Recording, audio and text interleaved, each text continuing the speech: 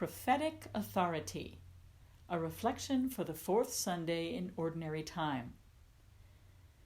These days, the word prophecy typically refers to information about future events beyond our ken. But in the Bible, it means something different. Biblical prophecy reveals God's reliable judgment intended for a person, a place, or a group. It spells out the consequences for present actions that will surely occur in the foreseeable future if the receiver fails to change course. The prophet, then, becomes the whistleblower that no one wants to hear, much less heed. Why does God speak through prophets rather than directly to humankind? According to today's first reading, the voice of the Lord, accompanied by great fire, scared the people to death, so they begged God to back off a bit. Being gracious and merciful, slow to anger and abounding in steadfast love, the Lord relented, acknowledging to Moses at the time that their request was well said. Now, nearing the end of his tenure as prophet extraordinaire, Moses communicates the Lord's response to the people. I will raise up for them a prophet like you from among their kin, and I will put my words into his mouth. He shall tell them all that I command him. This image of a prophet like Moses becomes a strong thread woven into the messianic tradition of the Jewish people and informs the gospel evangelists as they narrate the life and ministry of Jesus. Today's reading from Mark begins, Then they came to Capernaum, and on the Sabbath Jesus entered the synagogue and taught. The people were astonished at his teaching, for he taught them as one having authority, and not as the scribes.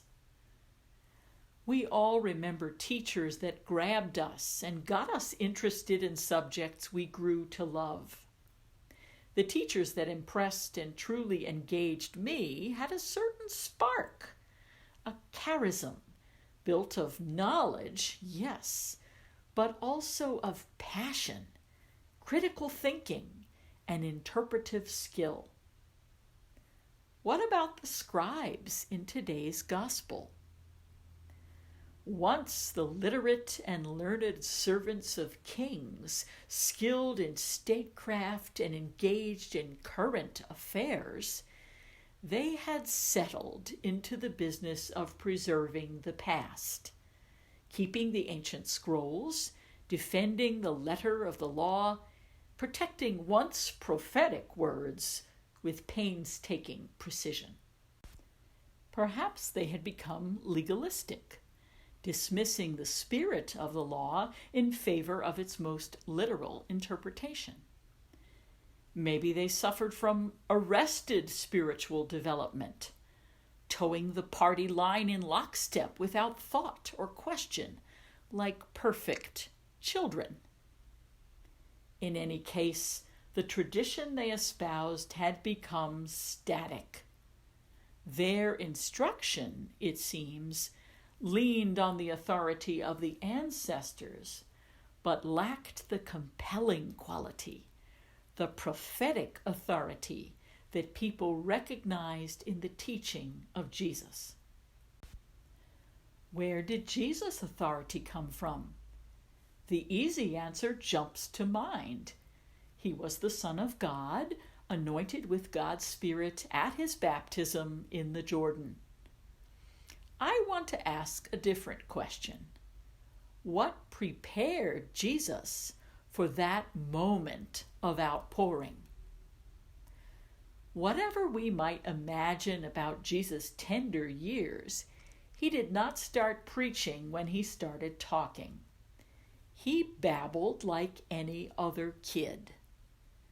At age 12, his distraught parents found him in the temple, sitting among the teachers, not preaching, but listening and asking questions.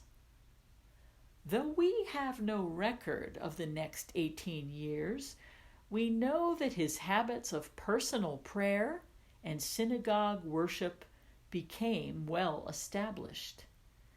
We can guess that he continued to learn, to engage his Jewish tradition with inquiry and critical thinking in light of his growing heart-to-heart relationship with the one he called Abba. By the time he appears in the synagogue in today's story, he possesses a fluency in the tradition of his people of such depth that he knows its riches, recognizes its inconsistencies, and can interpret it faithfully with the insight and passion of one who knows and loves the God revealed in it. Amen.